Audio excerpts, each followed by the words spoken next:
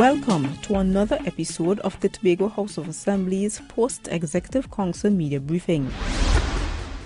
This week, the Secretary of Finance and Enterprise Development, Joel Jack, and the Secretary for Tourism and Transportation, Tracy Davidson Celestine, are addressing the media. On Monday 9th, the Minister of Finance presented his fiscal package to Trinidad and Tobago. And while we could note some positives, I think we in the Tobago House of Assembly, we are concerned about the allocation to Tobago.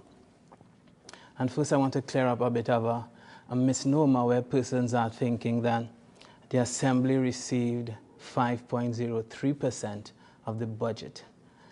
I think that has to be corrected. At barest minimum, the Assembly received 4.03%. And there's a bit of contention about it.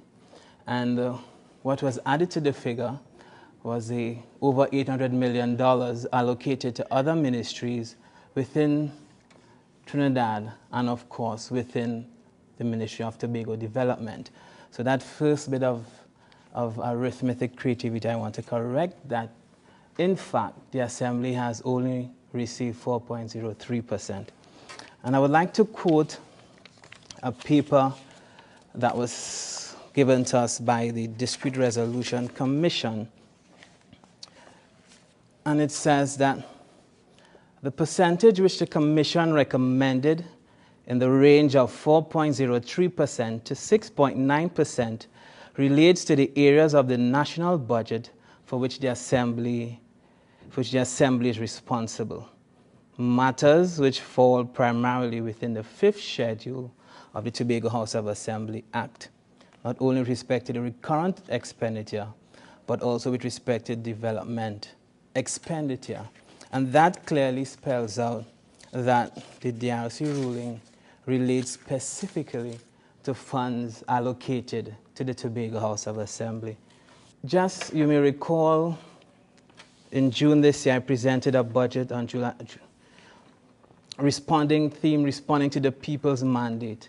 We presented a fiscal package of over $4.9 billion, comprising $2.97 billion of recurrent and $1.98 to fund development program expenditure.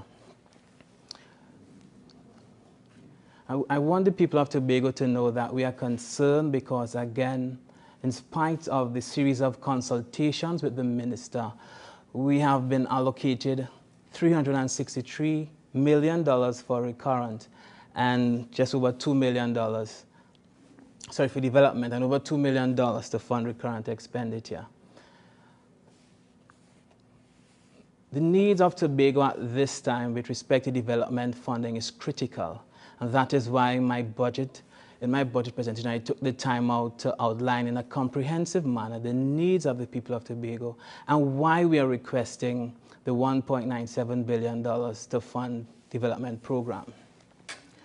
Also in the budget presentation, what we are looking for from the minister is a recommendation that we placed on the table that if the government is unable to fund development program expenditure via subventions, as provisioned in the Tobago House of Assembly Act, that where the minister can provide approval for the Tobago House Assembly to borrow, we give the minister the option that the THA is recommending that we float 2 Tobago development bonds to cover the shortfall of development program expenditure.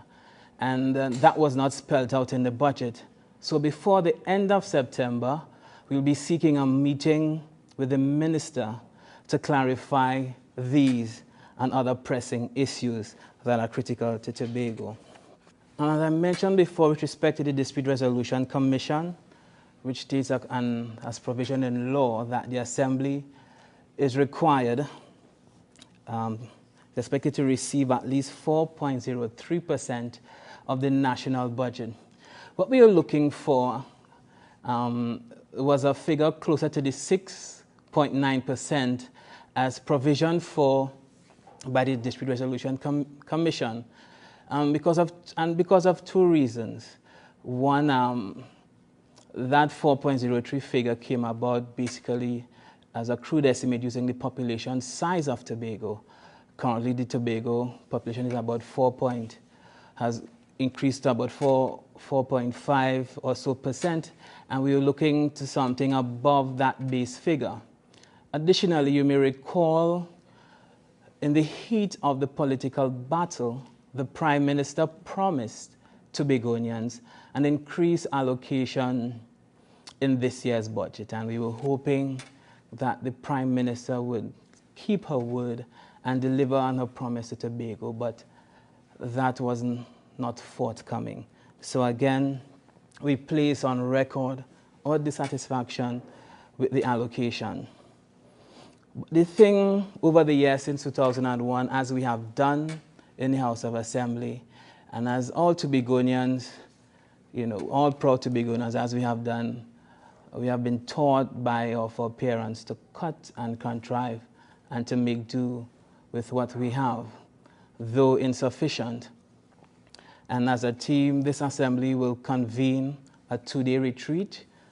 And coming out of that retreat on September 26th, I believe, the 4th Thursday in the month, we report to the people of Tobago and lay in chamber as promised, and as we made a solemn pledge and a promise to the people of Tobago, we report back to them and go to the House, and on the 26th of September, table how we're going to spend and manage our financial resources for the next fiscal year. What is also quite troubling is a trend that we're seeing that will cause us some concern. The fact that we're seeing on the development side an increased allocation to the Ministry of Tobago Development that has increased by $23 million, I believe, if I recall correctly. And we're concerned because since 2010, since the introduction of the PP government and the Ministry of Tobago Development, we have been seeing a creeping body mirroring that of the Tobago House of Assembly and attempting to perform functions in Tobago under the 5th schedule that I would say that ministry has no responsibility or purview as stated in law. So before the end of September, we'll be requesting a meeting with the Minister of Finance to clarify these and other issues. Going forward, we need to be House of Assembly would like all of Tobago to know that we will continue to manage and to provision for those projects. For example, URP, which was again underfunded, CPEP, for which we have no provision or nothing allocated in the estimate with respect to funding for CPEP. So again, we have some cause for concern, but I can assure Tobagonians that as we retreat on the 19th and 20th, we will deliberate and to ensure that no Tobagonian is displaced, and we can ensure continuity in terms of employment, and priority will be placed on completing those projects that are in train and that are outstanding. In February of this year, you will recall there were statements made and discussions with regards to a charter flight emanating from the Scandinavia countries to Tobago. And that flight was launched back in February 2013 at the Grand Travel Awards in Sweden. And of course, that flight resulted in months of negotiations between the Division of Tourism and Transportation and that Scandinavian-based tour operator. And so I'm pleased to report today that while the flight is still 4 months away from its maiden voyage, that it has a confirmed booking of about 1,400 passengers as of August 2013. And of course, that flight holds 261 economy passengers and 24 business class passengers.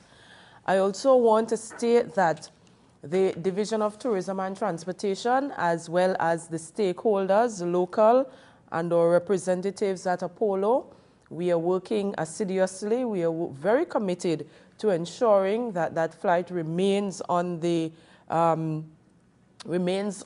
Tobago Scandinavia route.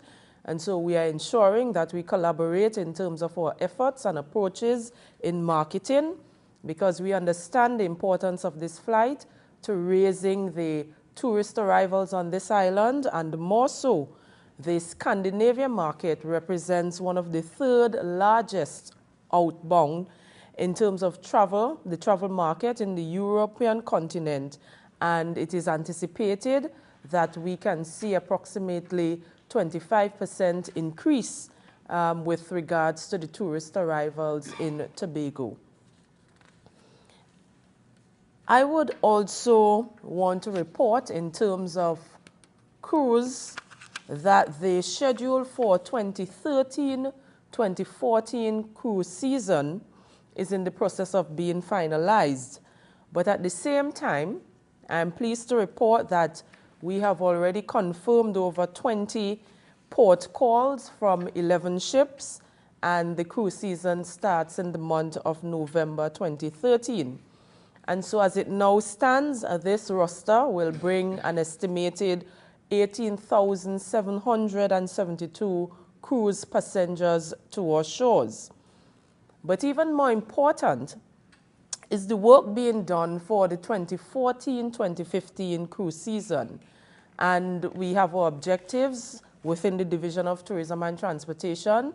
We are aiming to attract 50,000 passengers for that particular period.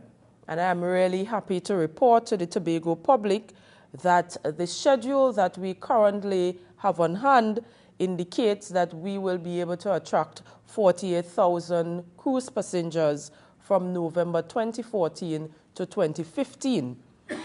I am also pleased to report that we have approximately 31 port calls for that particular season, 2014-2015, and out of that recent mission to Germany, if you would recall, there were two persons, the transport coordinator and also the cruise consultant, going out to meet with European-based executive with a view to building relationships and also ensuring that Tobago is well placed on the agenda. And out of those meetings that would have been held in July 2013, we have seen that Thomson Cruises would have had 5 additional calls to the agenda with a capacity of 1,260 passengers.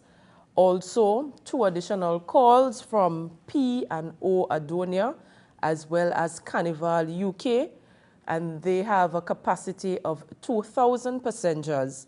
And we have the Queen Mary 2 with a capacity of 2,000 passengers, as well as Saga Cruises with a capacity to transport 700 passengers. And so for 2013-2014, based on our schedule and the commitment from these different cruise lines, Tobago will see an increase in cruise passenger arrivals. Now on to other matters of the Tobago Blue Food Festival. That takes place on October 13, 2013, and at the Bloody Bay Recreation Grounds. And this year, the communities of Palatavere, Bloody Bay, and Lansamy will celebrate the 15th anniversary of the Blue Food Festival. We have just over 25 cooks participating in that particular arrangement, and we know that there are several benefits to be had from the Blue Food Festival. One, it's about promoting community tourism in that part of the island, and more so assisting in the preservation and promotion of cultural heritage, so to speak. Over the years, we have seen approximately 4,000 persons coming from Trinidad to participate in the Blue Food Festival. And for this year, we also anticipate that just between 4,000 to 6,000 persons from our domestic market will also participate in the Blue Food Festival on October 13th, 2013. I also want to take the opportunity to mention our Sustainable Tourism Workshop, which is an initiative which emanates from an initiative between the Division of Tourism and the Transportation, and more so the Tobago House of Assembly, the Office of the Chief Secretary, and the High Commission of the Dominican Republic.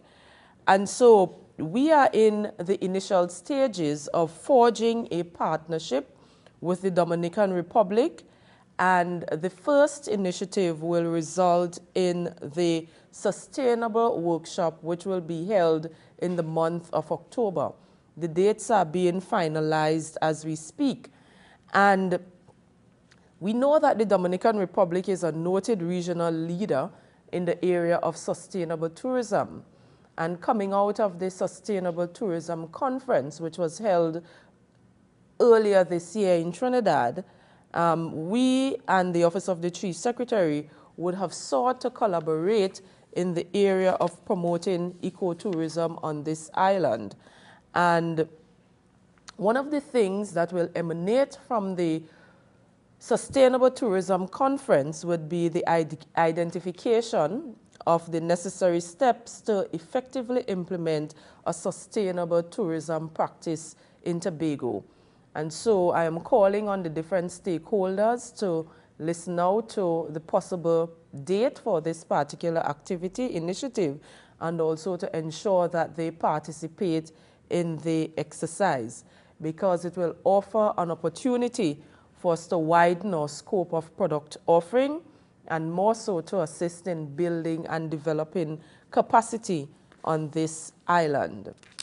I also want to mention the Caribbean Hotel Investment Conference and Operations Summit, and that later on in November, the Division of Tourism and Transportation, and we are in discussions with the Division of Finance and Enterprise Development, will lead a team to Dominican Republic. And remember, I spoke earlier about us having collaborative arrangements with that particular island. And the opportunity appears in the form of the 3rd Annual Caribbean Hotel Investment Conference that will be hosted in that particular country. The division is committed to achieving its goal to facilitate and nurture the development of adding new hotel rooms on this particular island. And through attendance at this conference, we feel that the opportunity to present the Tobago perspective will help in sparking interest in potential investors. And so we are in discussions, as I said, the Division of Tourism and Transportation, and even the Division of Finance and Enterprise Planning, to see what is the best arrangement that Tobago can put forward at that particular seminar. Finally, I want to indicate that we are also in the process of finalizing the arrangement for participation at the World Travel Market 2013, and that will be held in London in the month of November. And at this World Travel Market, there are over 28,000 buyers and trade visitors attending that particular forum, and with a combined global audience of over 20 million people. And we want to ensure that Tobago as a destination can benefit from the presence. We want to ensure that Tobago can benefit from that particular arrangement as we seek to strengthen the destination presence. And we intend to ensure that Tobago is well represented through a delegation of both members of staff of the Division of Tourism and Transportation, the private sector, as well as entertainers. And we will be focusing on strategic advertising with the aim of ensuring that Tobago is etched first and foremost on the minds of the European travelers. And of course, you know that that is an existing market for Destination Tobago, and we always want to ensure that Tobago is well represented in the European market. So that speaks to some of the program plans that we have within the Division of Tourism and Transportation. You will hear more from me as we reprioritize and as we move into the new fiscal period, 2013-2014. In the light of broken promises by the government regarding funding for Tobago, what can you actually do about it legally? What we intend to do first is in terms of getting the arithmetic right with respect to the budget. What the minister attempted to do was first lump funding for the THA together with ministries in Trinidad to come up with that 5.3% figure. If calculated correctly and as recommended by the DRC, the minister still owes Tobago money, owes Tobago a couple $1 million. And that is one question and that is legally bound according to the THA Act as recommended and spelled out by the Dispute Resolution Commission. Additionally, because of this funding issue, we may use, as is provision in law, trigger the Dispute Resolution Commission and seek a raise of funding dating back to 2010 coming forward. And we have that mechanism at our disposal, and I believe at the conclusion of our deliberation, you might just hear that that might just be one option available to us. I just want to leave that there. But in addition to getting this year's arithmetic incorrect, we also have the issue of previous year's balances that are owed to the Tobago House of Assembly. Beyond the legal measure, and as I mentioned earlier in terms of financing Tobago's development agenda, we placed on the table a recommendation to the minister that if you're unable to fund Tobago's development needs, allow, as provision in law, allow the Assembly to float 2 Tobago development bonds of $1 billion for this year and another $1 billion in another year. That, in the light of the Assembly's credit rating by Moody's, strong credit rating by Moody's, as well as the liquidity in the banking system, as well as low interest rates. And if we can use as a gauge the recent oversubscription of the First Citizens IPO, I believe investors in the market, I believe they're looking for an alternative to park their funds. And I think with these strong points, I believe the Assembly has the ability to approach the bond market. We have taken all the necessary steps to do so, and I believe it is time. We cannot be shackled in terms of Tobago's development agenda to be constrained by subvention budgeting and subvention financing. I believe we are at a critical junction in Tobago's development, and in response to the mandate given to us by the people of Tobago, I believe it is time that the Minister of Finance, that we sit and discuss, and before the end of September, hopefully we can get to an amicable resolution of this issue. Mr. Jack, when you all have put together the revised budget for Tobago, will it also be available for the public in a way that the budget statement back in June was available for the public? Well, I'm not sure. We will table a motion in the House, and we will lay it in the House, and I'm not sure how comprehensive it will be. But beyond the Secretary of Finance making a statement, each division will report to the people and outline their plans and their programs going forward for 2014. Thank you for staying with us for the Tobago House of Assembly's Post-Executive Council Media Briefing for the week ending September 14th, 2013.